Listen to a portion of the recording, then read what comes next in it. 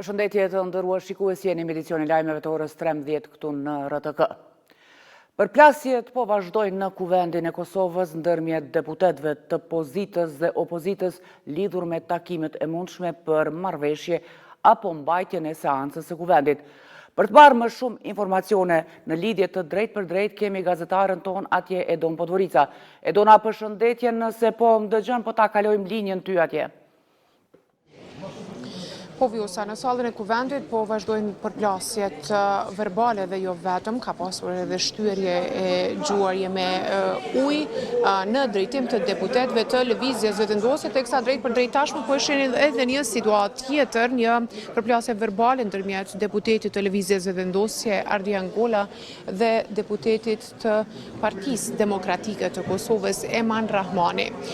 Deputetët e partisë PDK-s në të rast kanë kërkuar që sot të mbahet vazhdimi i seancës për konstituimin e plotë të legjislaturës së 11, ndërkohë që kuvendi në të tretën ditë sot ka hapur dyert për të pritur bashkëdhetarë tanë, të cilat kanë qenë në kuvend çdo ditë për të bashkëbiseduar me të zgjedhurit e kësaj legjislature. Në anën tjetër, duke qenë se sot 12 gushti, shënon po ashtu ditën ndërkombëtare të rinis, ishte planifikuar para dite, pra prej orës 11 edhe një aktivitet tjetër në hollin e kuvendit me të rinj, jo vetëm bashkëdhetar, por edhe nga Kosova, ndërsa ishte paraparë që atyre tu drejtohet për një fjalë rasti edhe ushtruesja e detyrës së presidentës Vjosa, në fakt Albulena Haxhiu, e cila pasi ka dalë në holl është penguar nga deputetët e Partisë Demokratike të Kosovës, të cilat fillimisht mbajtën një konferencë për medje këtu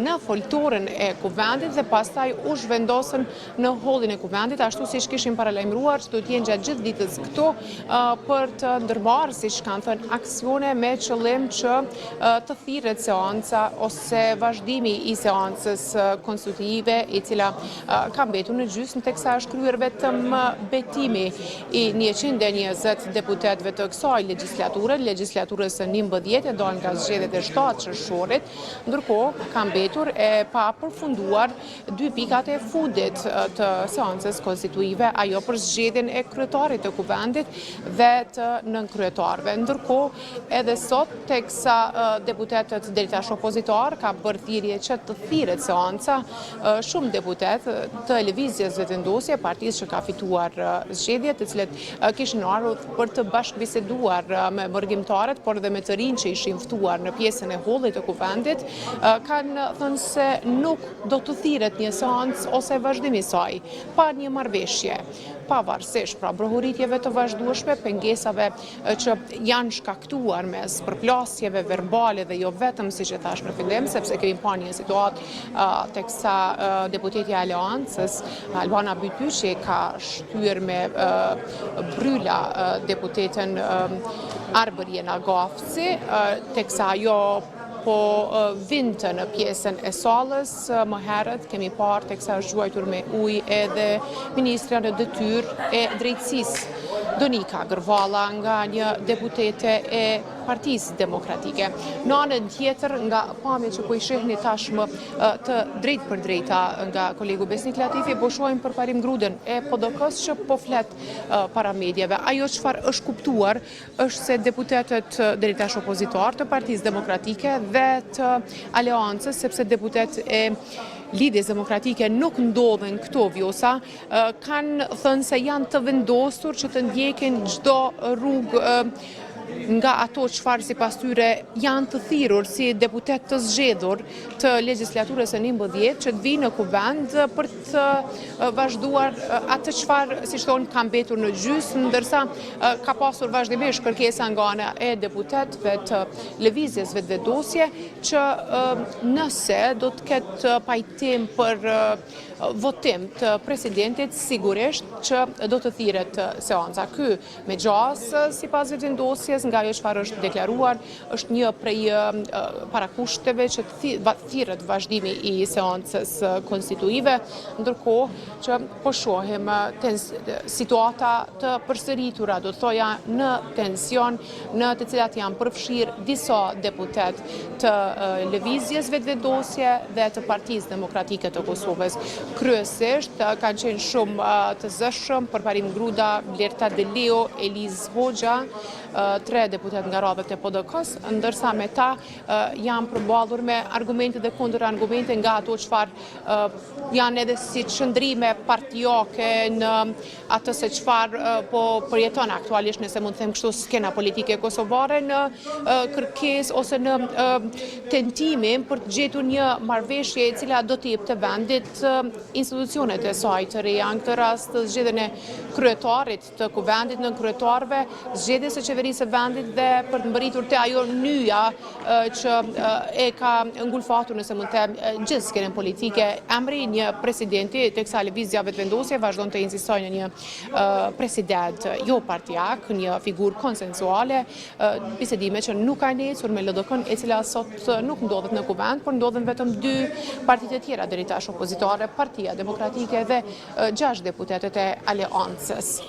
Pak a shumë këto janë zhvillimet nga ajo çfarë kemi parë prej orës 11 në kohën kur deputetet e Partisë Demokratike mbajtën këto një konferencë për media, teksa u prolonguan në një formë dhe aktivitetet që ishin paraparë me të rinjt sot në ditën ndërkombëtare të të rinjve, por edhe me vizitat që emërgjimtarët sot kishin planifikuar t'i bënin kuvendit, teksa do të kishin planifikuar sigurisht edhe deputetet nga të gjitha partitë që t'i takojnë ata dhe të flasin më shumë për punën brenda institucionit ligjvënës të Republikës së Kosovës.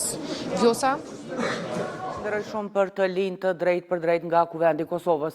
E përplasje kanë vazhduar në kuvendin ndërmjet deputetëve të pozitës dhe opozitës, ku opozita ka kërkuar që të shkojnë partit në takim për marrëveshje e opozita ka kërkuar që ta thërrasin seancën.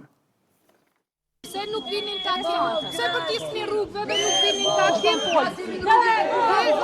demokracia dhe monitoria jenë të rrugë, se nuk vinin takim, se piskatni,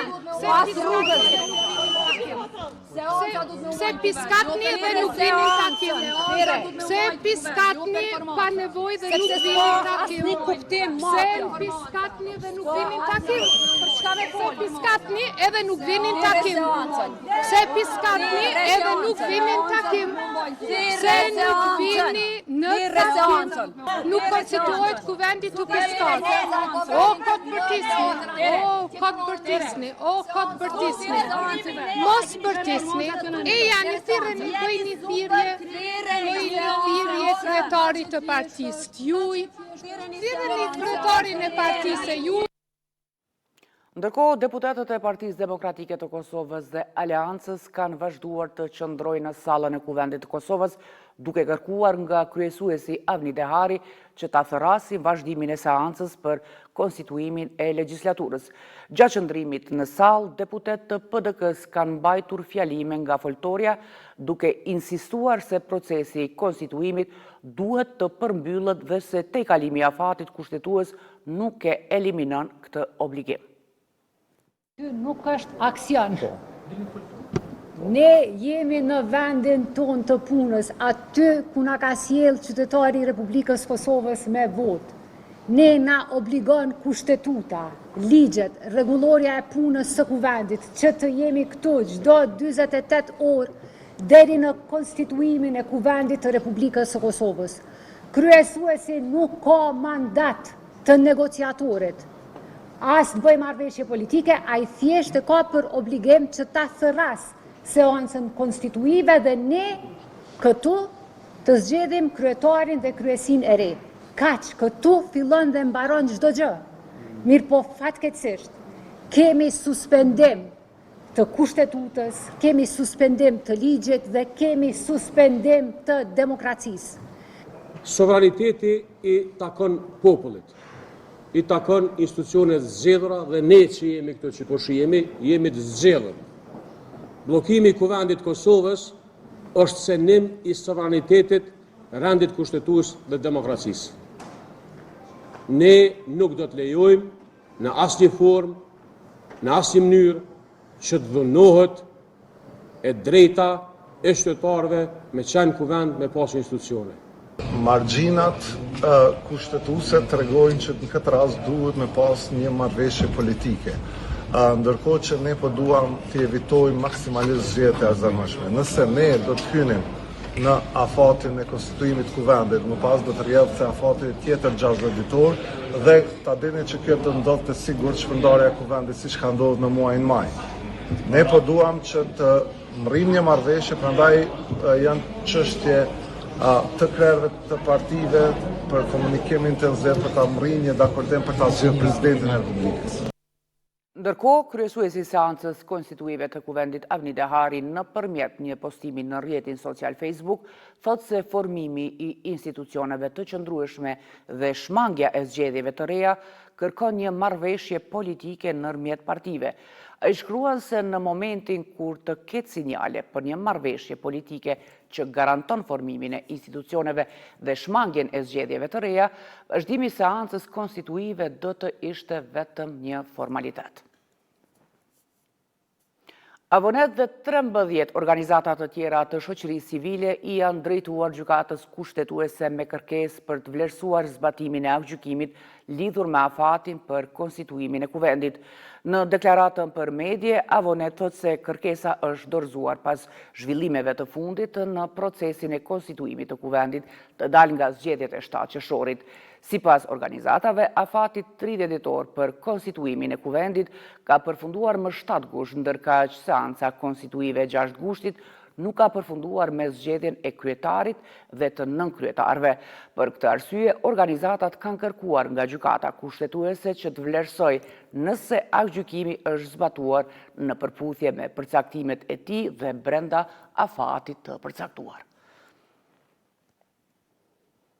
Në kuvendin e Kosovës, po mbahet dita e 3 e aktivitetit tradicional bashkëadhetarët në kuvend, i cili u kushtohet bashkëadhetarëve që gjatë periudhës së verës qëndrojnë në Kosovë. Aktiviteti organizohet nga kuvendi dhe synon ta afrojë marrëgatën me institucionet e vendit, duke krijuar mundësi për informim, bashkëbisedim dhe njohje më të drejtë për drejtë me punën e kuvendit. Në kuadër të ditës së tretë, bashkëadhetarët do të kenë mundësi të vizitojnë ambientet e kuvendit dhe të njihen më nga afër me funksionimin dhe rolin e këtij institucioni.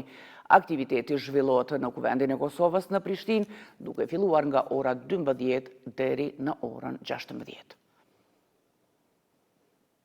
Ambasada e Shteteve të Bashkuara në Prishtinë ka përmbledhur vizitën e senatorës amerikane Joni Ernst në Kosovë, duke e vlerësuar atë si një mundësi për të kuptuar më nga afër zhvillimet aktuale politike dhe të sigurisë në vend. Në njoftimin e saj, ambasada amerikane theksoi rëndësinë e angazhimit të senatorës në Kosovë.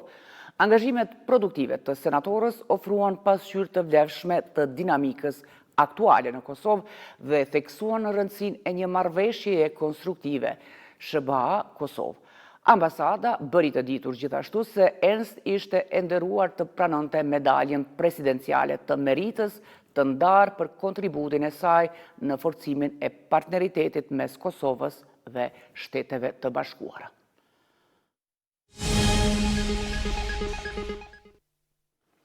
Bisedën më të keqe deri më tani ndërmjet komandantit të KFOR-it Oskan Ulutash dhe shefit të shtabit të përgjithshëm të ushtrisë së Serbisë Milan Mojsilović e ka quajtur presidenti serb Aleksandar Vučić.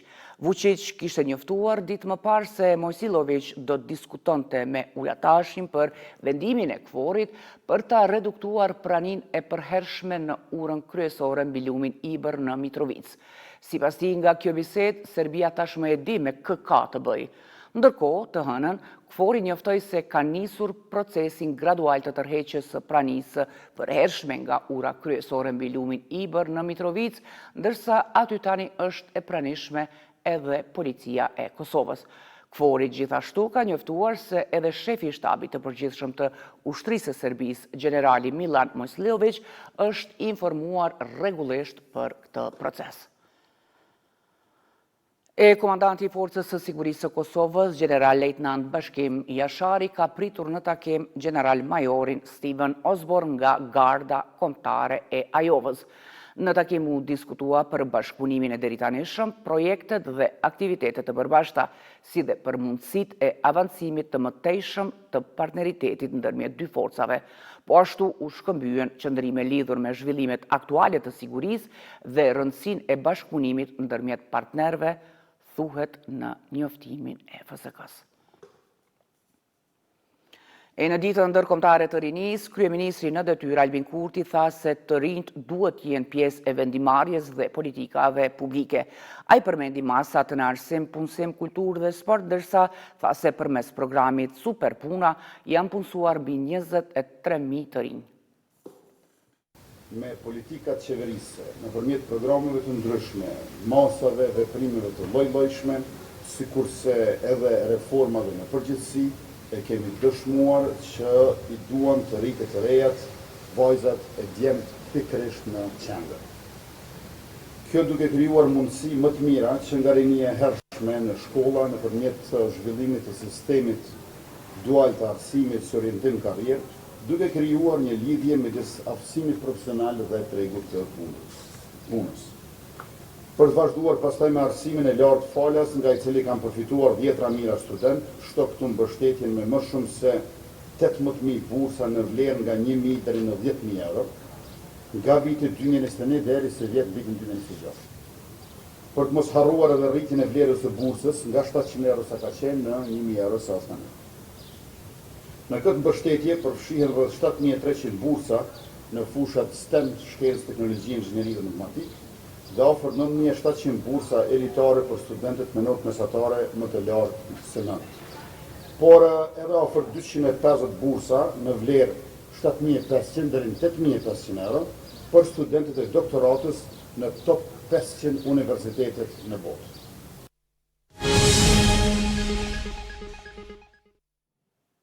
Korporata Energjetike e Kosovës ka njoftuar se njësia A4 është ndaluar në mënyrë të kontrolluar pas evidentimit të një rrjedhjeje të gazit të hidrogenit në generator. Sipas Kekut, ndalja është bërë si masë parandaluese dhe në përputhje me kërkesat e sigurisë teknike me qëllim të krijimit të kushteve të nevojshme për kontrollin dhe ndërhyrjet teknike në pajisje. Ekipet profesionale janë angazhuar menjëherë për vlerësimin e gjendjes teknike, identifikimin e shkakut të rrjedhjes dhe eliminimin e problemit. Keku ka bërë të ditur se pas përfundimit të kontrolleve dhe ndërhyrjeve teknike si dhe konfirmimit të kushteve të sigurta për operim, njësia A4 do të rikthehet në punë. Inspektorati Qendror i Mbikëqyrjes së Tregut ka vazhduar kontrollet në terren për verifikimin e produkteve të qushtit. Inspektorët kanë kontrolluar marketet në rajonet e Prizrenit, Ferizajt, Vushtrrisë dhe të Gjilanit, ku kanë konstatuar se në disa pika të shitjes ndodheshin ende produkte të ndaluara për shitje nga Agjencia e Ushqimit dhe Veterinarisë. Inspektorati ka urdhëruar operatorët ekonomik që këto produkte të largohen menjëherë nga raftet e shitjes në përputhje me vendimet e autoriteteve kompetente dhe legjislacionit në fuqi, ndërsa u ka bërë thirrje operatorëve ekonomik që t'i zbatojnë pavonesë urdhërat për tërheqjen e produkteve të ndaluara. Posta e Kosovës ka lëshuar në qarkullim emisionin e pullave postare me titull Shpella e Radacit, kushtuar një prej monumenteve më të veçanta të trashëgimisë natyrore të Kosovës. Në njoftim thuhet se Shpella e Radacit përfaqëson një vlerë të rëndësishme të trashëgimisë natyrore dhe kulturore të vendit. E mbrojtur si monument natyror që nga viti 83, ajo së bashku me burimin e drinit të bardhë shtrihet në një sipërfaqe prej 89.94 hektarësh dhe përbën një nga komplekset më të veçanta natyrore të Kosovës. Posta synon të kontribuojë në promovimin dhe dokumentimin e vlerave natyrore të Kosovës, duke i sjellë ato nëpërmjet filatelisë në vëmendjen e publikut vendor dhe ndërkombëtar, thuhet në njoftim. Edicione vazhdojmë